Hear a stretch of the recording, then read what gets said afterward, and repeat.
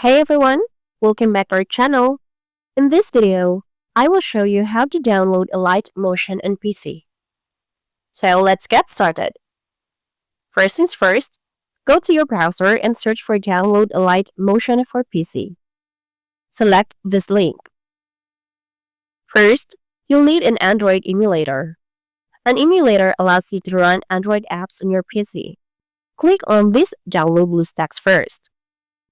Once BlueStacks is installed, open it and sign in with your Google account. This will give you access to the Google Play Store, just like on an Android device.